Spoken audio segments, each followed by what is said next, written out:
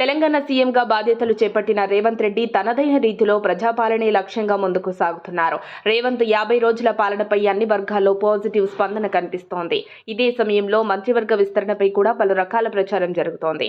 అయితే విస్తరణ వాయిదా పడినట్లు తెలుస్తోంది. ఇప్పుడే విస్తరణ వద్దన్న రేవంత్ ప్రతిపాదనకు పార్టీ హైకమాండ్ ఓకే చెప్పినట్లు ప్రచారం జరుగుతోంది. తెలంగాణలో ప్రభుత్వం ఏర్పడి 50 రోజులు దాటింది.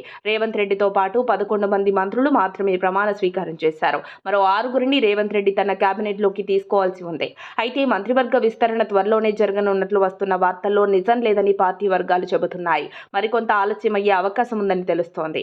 రేవంత్ రెడ్డితో ఉప ముఖ్యమంత్రిగా బట్టి విక్రమార్క, మంత్రులుగా ఉత్తమ్ కుమార్ రెడ్డి, సీతక్క, పొన్నం ప్రభాకర్, కోమటిరెడ్డి వెంకటరెడ్డి, తుమ్మల నాగేశ్వరరావు, పొంగులేటి సుధాకర్ రెడ్డి, జూపల్లి కృష్ణారావు, దామోదర రాజనరసింహ, దుద్దిల్ల శ్రీధర్ బాబు, కొండా సురేఖలతో మంత్రివర్గం ఏర్పాటైంది. మరో 6గురిని త్వరలో కేబినెట్లోకి తీసుకుంటామని అప్పట్లో పార్టీ నేతలు చెప్పుకొచ్చారు. ముఖ్యంగా మైనార్టీలకు అవకాశం ఇచ్చే అవకాశం ఉందని కూడా వార్తలు వచ్చాయి.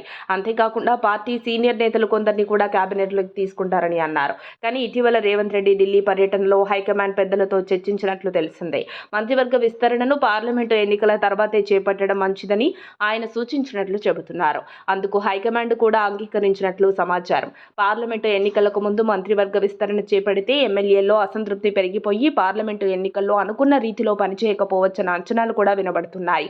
అందుకే మంత్రివర్గ విస్తరణ ఇప్పట్లో వద్దని 6గురిని ఒకేసారి పార్లమెంటు ఎన్నికల ఫలితాల తర్వాత చేయవచ్చని రేవంత్ చేసిన సూచనకు పార్టీ అధినాయకత్వం సమ్మతించినట్లు సమాచారం. లోక్సభ ఎన్నికల కంటే ముందు ఫిబ్రవరిలో రాజ్యసభ ఎన్నికలు కూడా ఉండటం మంత్రివర్గ విస్తరణ వాయిదా పడటానికి మరొక కారణంగా చెబుతున్నారు. వచ్చే నెల 27న రాజ్యసభ ఎన్నికల పోలింగ్ జరుగుతుంది.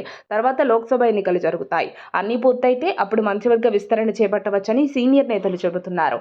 పార్లమెంటు ఎన్నికల్లో పార్టీ అభ్యర్థులు ఎలాంటి ఇబ్బందులు లేకుండా అత్యధిక స్థానాలలో గెలవాలంటే ఇప్పుడు విస్తరణ సరైన సమయం కాదని రేవంత్ అభిప్రాయపడుతున్నారు. అందుకే మంత్రివర్గ విస్తరణ మరో 3 నెలల తర్వాతే జరిగే ఛాన్స్ కనిపిస్తోంది. మరిన్ని అప్డేట్స్ కోసం మా కాయ్ టీవీని సబ్స్క్రైబ్ చేసుకోండి. మా వీడియో కనుక మీకు నచ్చినట్లయితే లైక్ చేయండి, షేర్ చేయండి. మీ విలువైన అభిప్రాయాలను కామెంట్ బాక్స్లో తెలియజేయండి.